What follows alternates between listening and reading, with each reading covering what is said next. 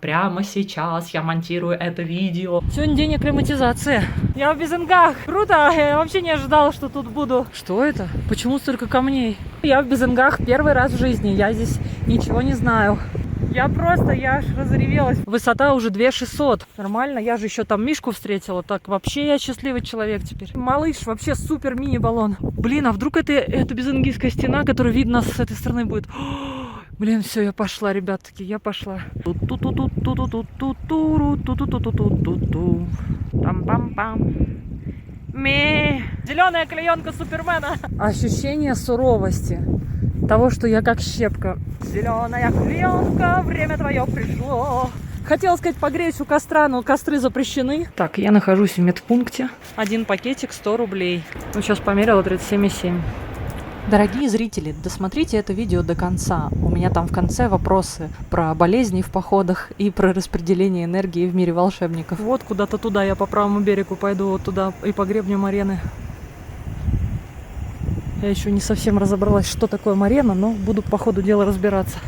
Прохожу мимо конструкции, которые мне напоминают школьные вот эти лазилки на школьных площадках. Тут висят кольца, но мне кажется, это очень высокая лазилка. Посмотрите, какая у нее высота. Конечно, поздновато действительно я выхожу. Мне начальник заповедника сказал, что поздно я вышла. Давай, говорит, поздно ты вышла, не дойдешь, наверное. Ну, посмотрим.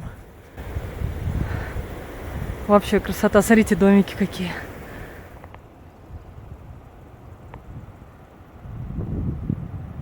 Ну все, я тут поплутала, как обычно, я люблю в начале маршрута, и вышла наконец на дорогу.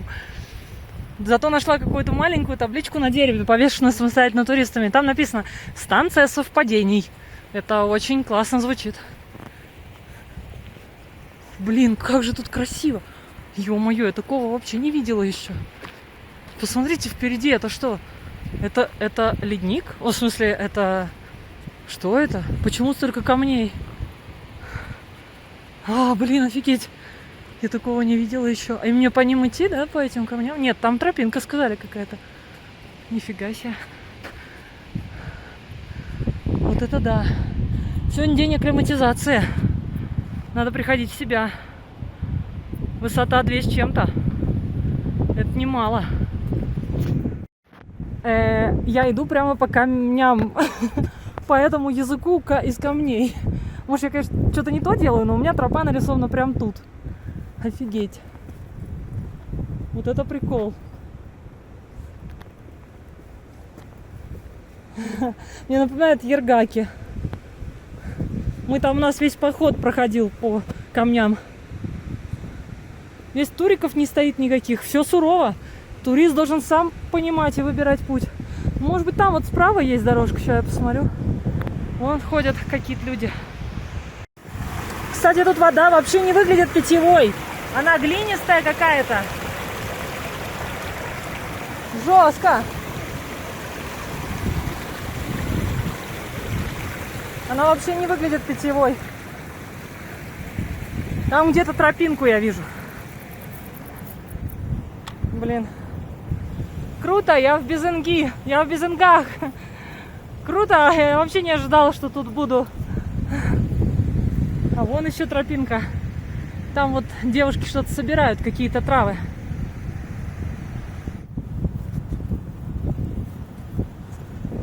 У кого может возникнуть вопрос, как я ориентируюсь? У меня есть карты, я скачала. У меня два приложения. Osmond и Organic Maps. Organic Maps это то же самое, что Maps.me. Почти.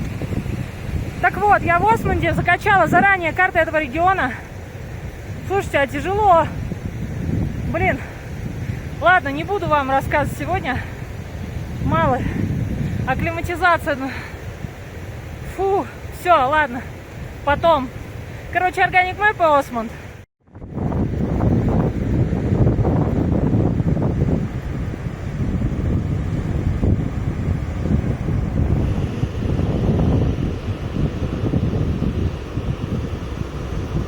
Вон там моя палатка. Бедненькая. Ее колышет во все стороны. Блин, здесь так красиво, так здорово. Я аж разревелась. Просто иду по тропе и как реветь начну. Ну просто невероятно круто. И ветер такой горный, холодный. Надо, конечно, одеться теплей, наверное. Ну ладно, посмотрим. Он пока в спину. Очень красиво. Просто невозможно. Я прошу прощения, я перепутала. Не поповские ночевки, а судейские ночевки. Где футбольные поля, судьи, вот это все, судейские. Футбол. Я надеюсь, что там будет родник на первом футбольном поле. Он вроде нарисован. Сразу говорю, я в Безынгах первый раз в жизни. Я здесь ничего не знаю. Я немножко почитала. Читала немножечко. Пейзаж прям горный, тропа не маркирована. Никаких указателей в сторону там сюда на такие-то, такие-то, сюда, туда-то. Здесь нет, здесь прям реально дикие горы. Для меня это уже стало непривычным. Я уже в последнее время не была в таких.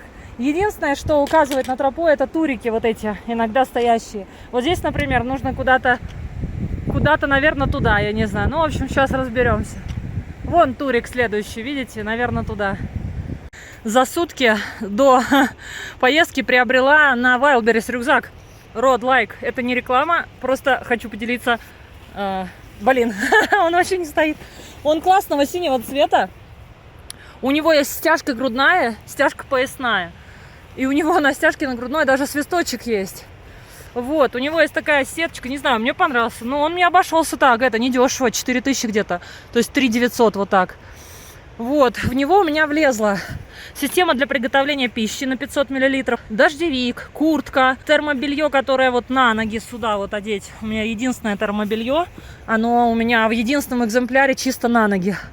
Вот, и паспорт я взяла, и вилку тащу, потому что ложку не нашла. Буду есть суп вилкой. Сублиматы, одна паштет, значит, хлебцы, какая-то у меня флиска большая здесь. Ну, короче, нормально так влезло. Он на 25 литров. Вот. Ну, в целом, я бы еще больше взяла рюкзак. Я бы взяла декатлоновский мамин, который вот у нее есть, розовый. Но, как бы, здесь мне не выбирать. Вот что было, самое лучшее, что мог предложить мне Marketplace, я заказала. И правильно сделала, потому что, как бы я тут ходила со своей тряпочкой от Дойтера, вот этим вот мешочком, никак.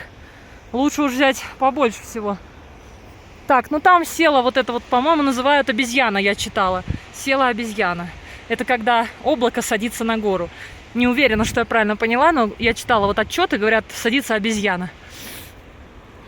Я здесь спряталась от ветра, немножко акклиматизируюсь, стою, дышу. Мне получше уже, а то у меня голова кружится, ощущение немножко пьяненькое такое. А вот там огромнейший водопад. Видите ли вы издалека? Сейчас я вам приближу. Смотрите, какой масштаб. Водопад просто огромнейший. Дикие горы. Дикие горы вообще. Я так поняла, что морена это вот эти штуки. Это вот гребень морены. Вот это морена, наверное. Ладно, сейчас разберемся, где там морена. Фух. Тут еще одна тропа, смотрите, куда ведет. Туда, в горы, наверх. Наверное, альпинистский какой-нибудь залаз, маршрут. Обалдеть.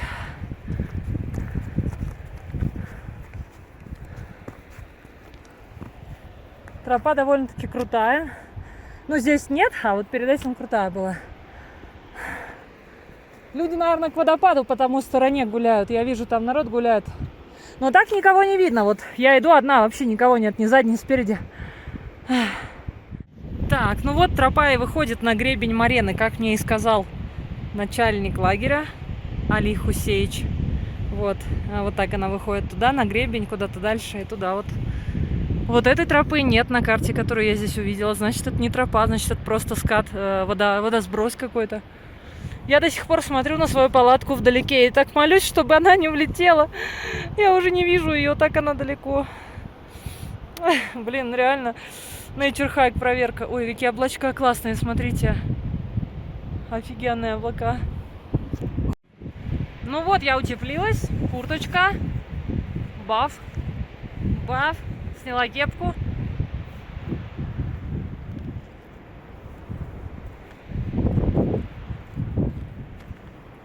Классно тут.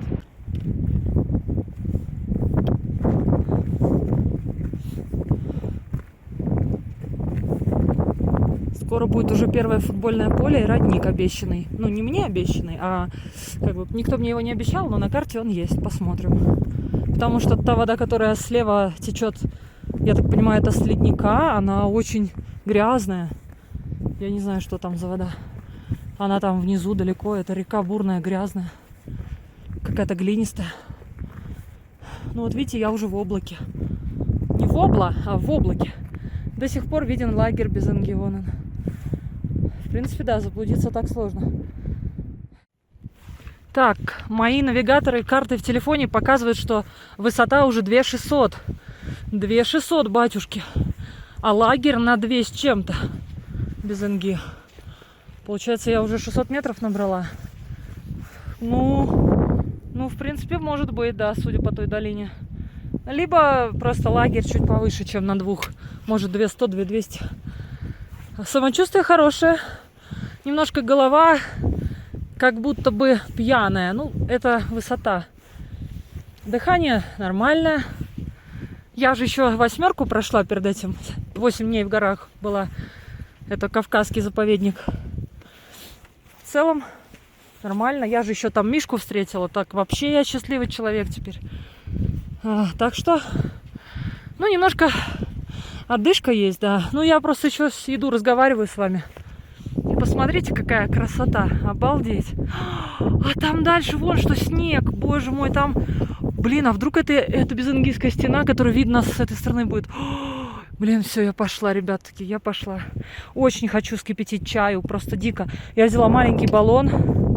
Супер маленький баллон. Взяла баллон малыш, который давала Славе на 8, он мне его вернул. Ура, теперь у меня 2 баллона. Один крепыш, здоровыш, самый огромный. Второй малыш, вообще супер мини-баллон. Надеюсь, на него получится накрутить систему, и она не упадет, потому что я поленилась из электростали, не взяла подставку под баллон, эту пластиковую, типа лишний вес. Сейчас жалею, думаю, она бы пригодилась. Ну ладно, посмотрим, вскипятить-то чай в камнях сумею. Главное, чтобы был родник. Да. Пройдемте со мной немножко. Послушаем. Мне все-таки кажется, на Samsung звук писался лучше. Как будто бы звук писался более камерно, точно. Как будто голос был лучше. А здесь на Xiaomi как будто он берет все звуки вокруг и усиливает. Я не знаю. Напишите в комментариях. Сравните, как вам вот в моих видео вот сейчас то, что я снимаю, звук в целом лучше или хуже, чем был на маршруте 30-ка, который я снимала на Samsung.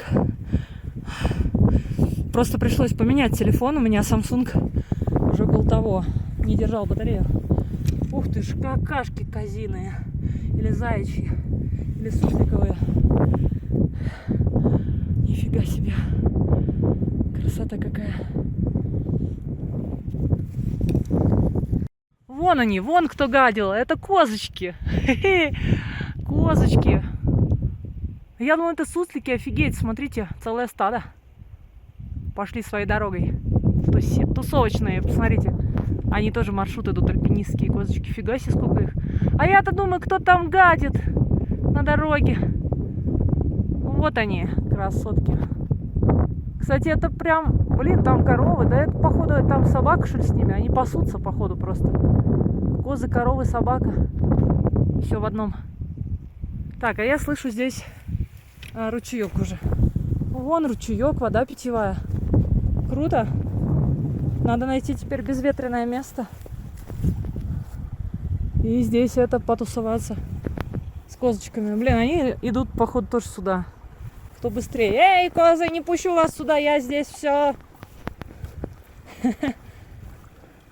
Что-то как раз там люди какие-нибудь. Ну, не хотелось бы мне, чтобы козы на меня сейчас внезапно из-за камня вылетели. Но они меня увидели, я думаю.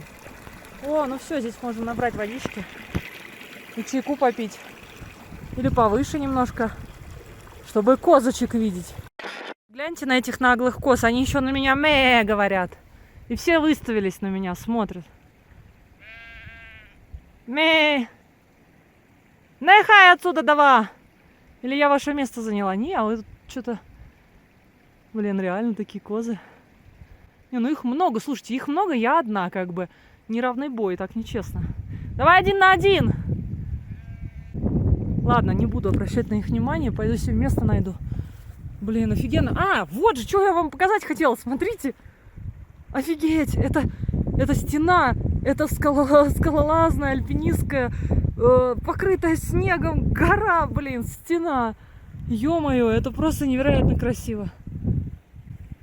Ладно, козы там тусят, пойду я... Пойду еще посмотрю, куда тут можно. Вот здесь можно сесть с этим, с чаем. Тут не дует вроде бы. Так, ну все, козы. Овцы. Какие козы, блин? Это овцы. Овцы остались там, в тумане. Гора постепенно скрывается в тумане. У меня здесь тает или кипячение.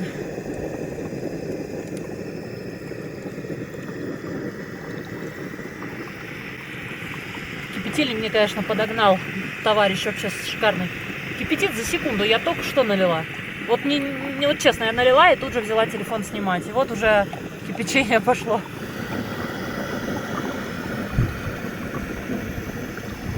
Класс.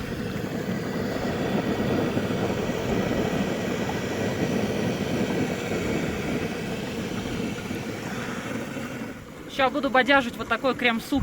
Какой-то томатный с кренками. У меня ложки нет, только вилка. Придется его пить. Это мне Вячеслав отдал. Вот. Вячеслав мне отдал. Спасибо, будем пробовать. Так, я еще не начала есть супчик, и я вижу новое животное, которое ко мне подбирается, парнокопытное. И это оно. Смотрите, это олень с рогами, и он идет прям ко мне. Видите его?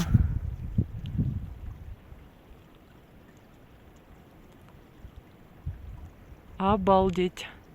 Это горный тур, наверное. Я думаю, что ему, конечно, нет до меня дела. Но, наверное, ему есть дело до этой воды, где я тусю. Слушайте, ну все, на меня села эта тучка. Холодно стало. Конечно, у меня набор одежды не совсем под безенги. Потому что все-таки сюда надо немножко другое. Сюда надо 2 комплекта термухи брать. Один спать, другой ходить. Надо брать... А что еще? Ну, не знаю. В целом у меня есть термуха. Ну надо брать хорошую пуховку. А у меня китайская маленькая, вообще рукава короткие. Так, ну где там этот козел? Только я сказала, что никого нет, как из-за камня показывается человек, который фоткает этого горного тура. Круто, а он прямо ему позирует. Красота. Сейчас орел летал с огромным размахом крыльев и сел вон туда. Сейчас я вам покажу. Вот туда сел. Сел на скале. Летал низко-низко. Быстро закипает вода на чаек. Супчик был нормальный. Я его вилкой даже съела. Орел, он там, вон сидит на скале. Этот телефон можно использовать как бинокль.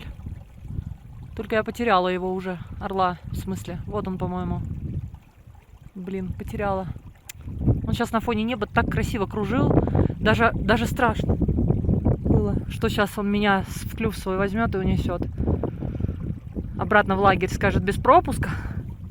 Не успела я смириться с присутствием здесь одного стада коз, пасущегося на склоне. Как пришло второе стадо.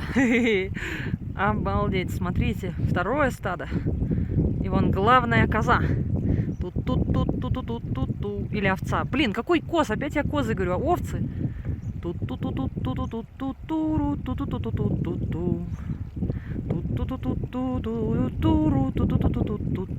Там-пам-пам. Ме. А вон овцы. Не, может, козы тоже есть, это все овцы. Это кто? Овцы-бык, что ли? Фига себе, какой огромный. Не хотелось бы мне, чтобы они меня зажали тут в кольцо. Знаете ли. Короче, подальше надо от них. Надо уже пить чай и бежать, потому что холодает, уже похолодало. Холодно, блин. Пипец. Я хочу дальше пройти немножко. Да уж, пожалуй, с таким видом на стадо пасущихся горных овец я еще не пила чай. Оп. Овцы. Чай. Автофокус Xiaomi не работающий. Овцы. Чай. Надо в настройках полазить, чувствую. Овцы. Ла-ла-ла-ла-ла.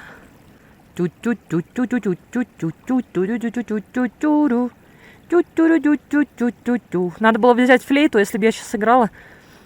Они бы, наверное, за мной все пошли. У меня бы было такое сопровождение овчиное. Блин, я надеюсь, они в этот ручеек не писают, с которой я воду сейчас пила. Господа, я просто не могу не сообщить вам, что слева по борту у меня 2 стада горных диких овец. Некоторые из них еще не дошли до базы со своими овцами. Они все мычат и идут прямо на дорогу, куда мне надо. А справа у меня горные туры, которые вон они скачут по скалам. Там папа, мама, сын, отец, не знаю, дочь, там целая семья. И только что они скакали с невероятной скоростью вот по всем этим скалам. Сейчас я приближу. Вон они, вы их хорошо видите. Классно Xiaomi приближает. Вот они. В общем, они скакали. Вон он скачет как вообще. Короче, я тут встретила группу сидящих за камнями людей. Они тоже наблюдают горных туров и орлов на тех камнях. В общем, я решила идти мимо овец. Ну, что мне делать? У меня тропа здесь проходит как бы. Ну, не знаю. Или я могу, кстати, вот с той стороны пройти. Или с этой. Ладно, пойду здесь. Короче, реально очень много овец. Прям вообще. Здравствуйте, овцы. Я ничего с вами не хочу сделать. Вообще спокойно, не надо рыпаться. Я просто турист. Между прочим, я могла бы быть вашим пастухом. Но я не взяла флейту. Блин, вообще реально прям в овец иду. Обалдеть. Привет. Привет, моя хорошая. Как дела? Да ладно, не рыпайтесь, я просто пройду. Ну все, я реально чувствую себя пастухом.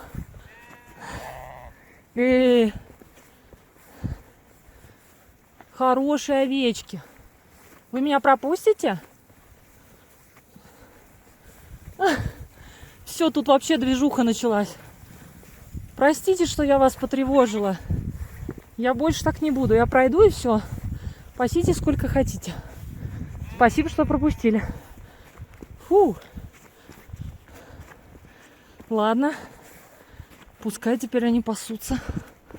Это я еще не знала, что через год в Кармадонском ущелье меня будут поджидать алабаи, огромные алабаи в свободном выгуле. Эх, да, буду тогда с радостью вспоминать этих невинных овечек. Класс.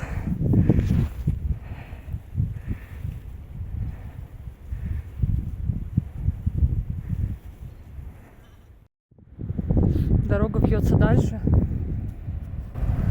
В зону снегов и камней. И, ну, я так понимаю, вот это называется ледник. Да? Или это оползень? Что это? Нет, наверное, это ледник. Просто он сейчас не весь в снегу, вот только кусочки. Я, кстати, не уверена, что вот то, куда я вам показываю, это снег. Возможно, это скальная порода такая. Да, это, наверное, даже и не снег еще. А вот там где-то снежная стена огромная. Такие осыпи, офигеть. Жуть. Посмотрите, какие осыпи. Прям на тропу может все это осыпаться. Красиво все выглядит, конечно. И, знаете, так мрачно немножко. Ну, честно говоря, я сейчас бы с радостью пошла с какими-нибудь ребятами. Ощущение суровости. Того, что я как щепка. Маленькая щепка. Среди этих камнепадов, лавин. Посмотрите, какие камни и какая я маленькая щепка. Обалдеть. Надо бы завтра все-таки попробовать с ребятами сунуться куда-нибудь. Хотя они, наверное, палатки возьмут и пойдут куда-то с палаткой. Я пока не хочу так. Радиально хочу походить налегке. Блин, здесь столько камнепадов. Но правда, выглядит все так сурово. Я не помню, чтобы я по такой суровой местности одна шарилась. Не могу сказать, что мне супер спокойно. Во-первых, и время-то уже 3 часа дня, по-моему. Я вам сейчас скажу точно.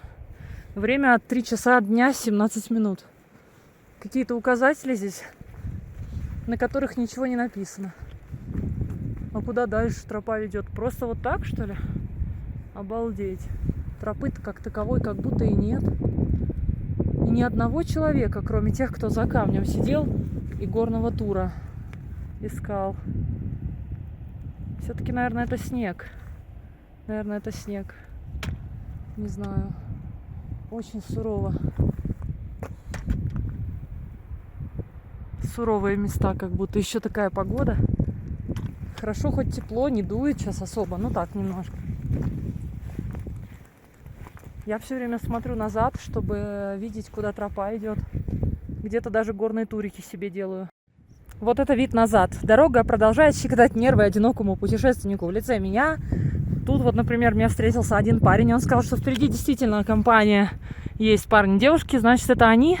Я их встречу и с ними вместе назад тогда пойду. А вот здесь, видите, этот камнепад? Здесь нет тропы. Ты просто прыгаешь по камням, по осыпи, по турикам, которые едва-едва заметны на камнях, но они все-таки заметны. Для тех, кто не знает, что такое турики, пирамидки из камешков, обозначающие дорогу. Вон они. Знаете, что особенно стрёмно?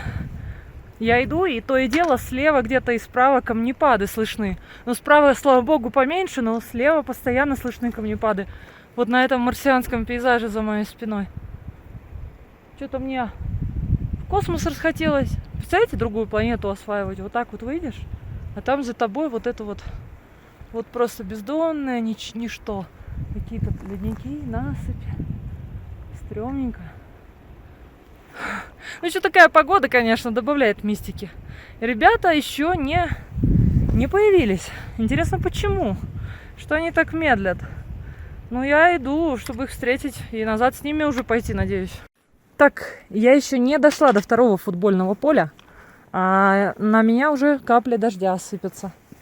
И знаете что? Мне совершенно не хочется в дождь идти этот маршрут назад. Ну и вперед уже неохота, если дождь начнется. Он уже начался, блин. Надеюсь, он будет не сильный.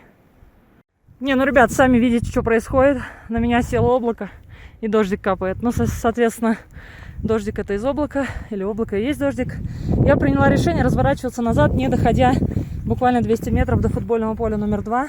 Ребят я так и не встретила. Значит, они там пережидают дождь где-то. Ну, я приняла решение разворачиваться, потому что, если честно, даже не особо вижу тропу. Наверное, куда-то туда. Что-то как назло обернулась назад, ни одного турика не видно. Ну ладно, не паникуем. Все нормально, у меня есть дождевичок, если что. Но пока вроде не холодно. Я только за камни, что они скользкие, если что, переживаю. Ну ладно, блин, где все турики? Только что были на камнях. Ну лады, короче. Идем как идется. Идем пока идется. Обалдеть, облако село. Блин, вот это у меня приключение. Дождь продолжает идти. Он закончился, а потом опять начался. Ну, похоже, это как бы не дождь, а типа туча. Ну, как это, я не знаю. Вот это обезьяна ее называют, да? Видите, я по турикам иду. Хорошо, эта туча уже стала не такая плотная, как была первые секунды. Ну, хорошо, что она меня развернула назад. По сути, уже время к 4 вечера. Вообще-то пора разворачиваться было, да. Хребет какой. Мне нужно было, да, разворачиваться. Я, конечно, хотела ребят встретить и с ними пойти, но я не знаю, что они там долго сидят так. Они провафлили уже все время разворота. То есть обычно 3 часа дня ты должен идти назад в лагерь. Ну так, это для альпинизма. Хотя я вот не альпинист, но все равно я стараюсь. Ну, блин, я все равно тоже нарушила. Может, они дождь пережидают, но если бы я была на их месте, я бы, наверное, собралась и пошла назад уже. Поскольку чем больше дождь, тем более скользкие камни. Ну ладно, я не на их месте. В общем, да, вот такая погода меня без инги встретила. Ну ладно, я увидела кусочек этой стены север. Блин, я только что в своем репертуаре немного потеряла тропу. Ну тут дождь еще идет. Забралась чуть-чуть наверх вот там. И чувствую, что-то не то. Слишком крутой склон. Пришлось на жопе, цепляясь рукой. Вот вся рука теперь грязная. На жопе спускаться от камешка под камешка, цепляясь за куски травы. Блин, классика жанра, когда какое-то сосредоточение немножко пропадает. Дождь или что-то. Блин, хотя у меня и в солнышко такое было. У меня есть видео в Крыму, мыс Фиолент, пляж Инжир, как я пыталась на него попасть. И там тоже на жопе съезжала. Да уж, дождь все не прекращается. На обратном пути опять стадо овец. И опять мне придется их, видимо, разгонять. Я уже не так полна энтузиазма. Меня что-то немножко накрывает. Ну, не то, что прям сильно. Но они такие большие овцы. Здравствуйте. Здравствуйте. Ну так, не знаю, дождик как-то, состояние такое у меня. Не овца разгонятельная. Фу. Холодно, дождливо, промозгло. Блин. Может, и хорошо, что я не вышла раньше. Если бы я вышла раньше, в 6 утра, я бы там была сейчас. Сидела бы, куковала на эту стену, любовалась, у меня бы это все застало. Ну и с ребятами там идти, конечно. Посмотрите, вон, посмотрите, что сзади. Капец. Хотя там, слушайте, может уже и распогодится у них. Ладно, волноваться за других это хорошо, но надо и за себе позаботиться. Скорее спуститься в лагерь, я его уже вижу впереди за моей. Вот сейчас обернусь, вот там впереди уже лагерь виден. Надо теперь до него дойти. Аккуратненько. У меня дежавю, опять жалею, что не взяла перчатки. У меня они есть в лагере, но сюда не взяла. Смотрите, что там происходит с облаками. Офигеть. Офигеть, блин. Ветер в лицо, еще дождь какой-то. Хорошо, не сильный. Спасибо, спасибо, природа, за маленький дождик. Зато не жарко, зато не жарко, зато не жарко. Заледенели мои руки. Зато не жарко, заледенели мои руки. И дорожка по хребту красивая такая. Но заледенели мои руки и ноги. Ну ладно. Да. Ну знаете, в такой дождь не самое подходящее переобуваться. В термобелье переодеваться. Пускай лучше уже потерплю до лагеря. Хотела сказать, погреюсь у костра, но костры запрещены. Заповедник. Придется греться в спальнике и где-нибудь в домике. Надеюсь, моя палаточка выдержала, блин. Если она не летает где-то в горах. Я ее ничем не придавила. Один маленький камушек положила внутрь и все. Маленький камушек. Даже вещи не затащила. Только спальник там лежит. Вещи у меня все в домике. Я вообще надеюсь, что можно будет готовить еду в домике. Потому что готовить в дождь на улице. А у них как-то не предусмотрено. Нет какой-то такой кухни, типа навеса, столиков, чтобы люди готовили там еду. Не знаю, я спрошу. Может, я просто еще не увидела. Вон тот чувак идет впереди, я вижу его, которого я встретила. Офигеть. Ну, сзади вообще жопа. Ну, хотя, может быть, что я так говорю, может, у ребят там распогодилось уже. Ребят, я знаете, что ржу? Время этой зеленой клеенки Супермена настало. Я реально таскаю ее в каждый поход уже несколько лет. Она со мной, это зеленая клеенка Супермена. Это дождевик вот этот вот зелененький, который на мне. Зеленая клеенка, время твое пришло. Ла-ла-ла-ла-ла-ла, зеленая клеенка. Ладно, не буду отвлекаться от дороги. Все-таки тут горы. Так, все, я выхожу в лагерь. Время уже, сейчас скажу, время 6 вечера, короче, без 10:06. Ух, погодка. Если честно, я ухайдокалась в том плане, что не устала, а какое-то состояние нехорошее. Как в Черногории после Баботова кука. Немножко мутит. Не знаю, может, не стоит мне сейчас есть ничего на всякий случай. Или выпить таблеточек от живота. Все-таки я нахлесталась тут разной воды, накипятилась из родника какого-то, из реки. Плюс оклемуха. Ладно, сейчас что-нибудь придумаю. Не знаю, посмотрю. Поваляюсь и решу. Вот лагерь.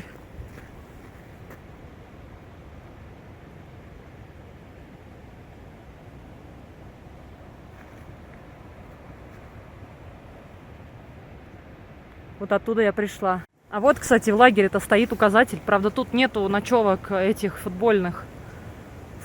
Как их? Опять забыла слово, ну вы поняли. А есть какие-то две другие.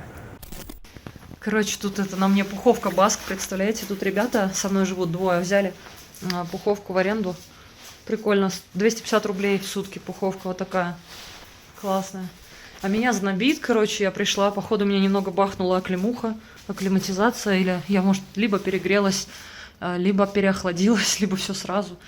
У меня лицо горячее, меня знобит, хочется в кроватку, живот крутит, я уже выпила энтерол, ножпу, панкреатин, алмаксон. Короче, на всякий случай сразу выпила все таблетки.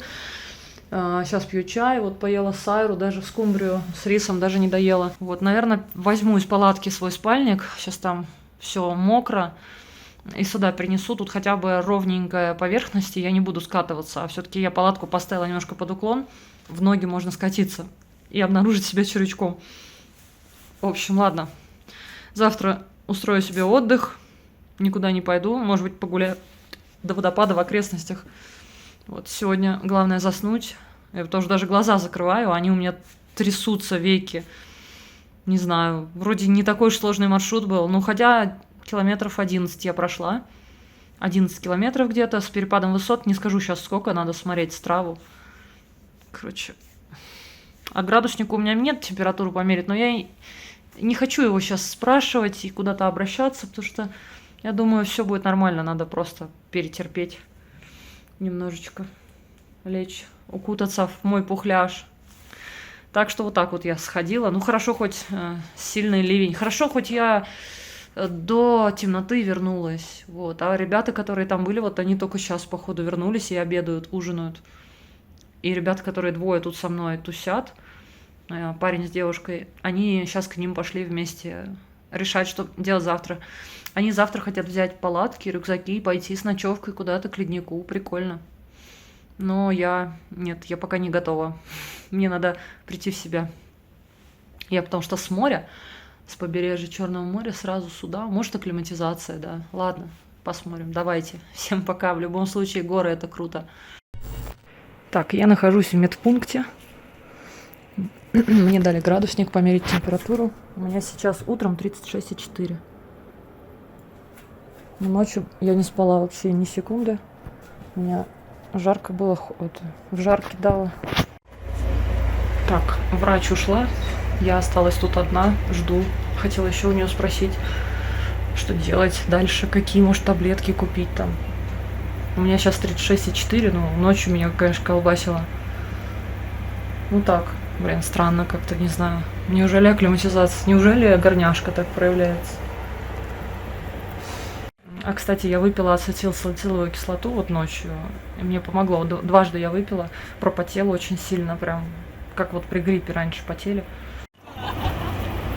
Обалдеть.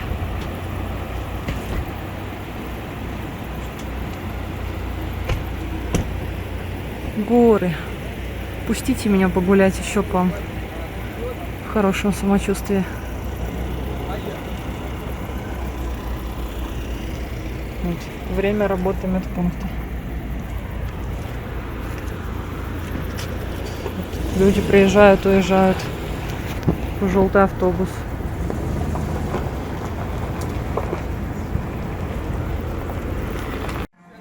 Тут у кого-то прощание. Так, в общем, меня пока что-то не отпускает. Температура сейчас 37,7. Кинула в сильный такой озноб, прям я замерзла очень сильно. Пошла в спальник, легла вот где-то 2 часа назад, пыталась согреться. У меня были очень ледяные руки, ноги вообще не согревались целых 2 часа, не могла ничего сделать. Потом выпила ацетрамон и это успокоительное, валерьяночку. Ну, сейчас померила 37,7. Не знаю, что такое. Меня директор Али Хусеевич напоил офигенным травяным чаем. Я выдула целый чайник. Чуть-чуть мне полегче стало. Хожу по лагерю. Смотрю, что здесь. Вот купила 2 пакетика тарафлю в аптеке. 1 пакетик 100 рублей. Как-то, конечно, дороговато, ну ладно. Ну, как кофе бахнуть, только тарафлю. Может быть, на ночь выпью, чтобы заснуть. Это там тот же парацетамол, правда, у него в составе еще какая-то хрень непонятная. Колдрекса не было. Мне колдрекс обычно помогает. Вот, непонятно, что это у меня такое, конечно. Может, продуло, но горло у меня не болит, тьфу-тьфу-тьфу. Вот эта башня интересная. Обалдеть, какая башня. В ней люди живут, по-моему. Вот так вот Люда сходила, акклиматизовалась на высоту 3000. Лучше бы погуляла по лагерю первый день. Вон она опять, эта стена показалась в Межерге ущелье. Офигеть, вот она, красавица. Вчера кусочек открылся, сегодня вот кусочек открылся. В промежутке между облаков. Зато я могу посидеть в лагере, никуда не спешить, походить, поизучать тут все. Я вот сижу на каком-то жернове, похож на жернов от мельницы. Блин, ботинки мокрые, вообще не высохли. Они еще промокли, потому что у меня тут разрез. Каким-то образом разрезала, видимо, в предыдущем походе камнем. И они не высохли вообще, все сырые внутри. Надо было их сразу на улицу поставить. Как вот тут кто-то. У меня очень много еды на меня одну. Я не знаю, что я психанула, столько всего купила. Вот эти 3 пакета. Еще вот этот пакет. 4 пакета еды, пипец. Макароны не варятся. Блин, что-то сегодня унылость какая-то. Еще температура.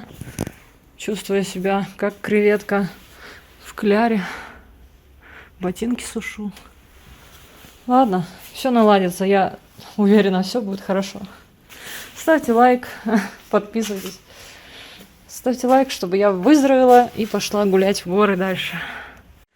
А еще я, кстати, перенесла спальник в палатку. Буду в палатке сегодня спать все-таки, потому что я не знаю, сколько стоит здесь вот этот номер. Это огромное пустое помещение с матрасами. Вот. А у меня налички нет, у меня кончилась она уже, вот. И спальник. И я, знаете, что сделала? Убрала футпринт, это такое второе дно палатки, потому что оно служит водосборником. Просто вся вода на него стекла, и образовалась огромная лужа. Огромная лужа просто над этом футпринте, как будто ты лежишь в озере. Я его вот так подсложила и внутри под палаткой сложила в ту часть, которая проминается ниже, чтобы чуть-чуть выровнять пол. В общем, такие вот дела. Я сейчас заставлю себя поесть немножко. Надо заставить себя, аппетита нет, конечно. Ладно, все будет хорошо. Это же я, это Людик. Как же не поболеть в горах, блин, конечно. Эй, всем привет от Люды из будущего. Я сейчас монтирую этот эпизод, и мне так себя жалко, это просто жесть. Я смотрю, у меня уже даже живот начал болеть, пока я монтирую. Я хотела вам вот что сказать. На моем канале собралась вроде как адекватная, не троллинговая публика. То есть на моем канале реально довольно-таки адекватные подписчики, я замечаю. Поэтому я могу задать вам некоторые вопросы касательно самочувствия в походах.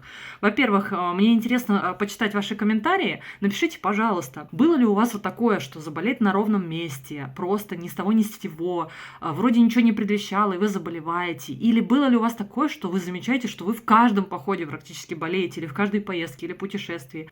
Я к чему это спрашиваю? Кроме того, что комментарии под роликом продвигают видео, мне действительно интересно. Это обширная тема, на которой я хочу снять большое видео. Господи, русский язык великий, могучий, я не могу 2 слова связать. Мне просто хочется одним дублем записать и вот хотя бы этот кусок не монтировать, потому что на монтаж и так трачу целый день, уже сегодня сижу с утра. Так вот, поделитесь, пожалуйста, своими размышлениями на эту тему и своими историями. Мне будет интересно почитать. Я хотела снимать целый огромный ролик на эту тему, потому что мне есть что рассказать про болезни в походах. Но дело в том, что я очень впечатлительный человек, и я принимаю энергию со всего пространства с такой же скоростью, с которой ее и отдаю, и с такой же радостью и открытостью.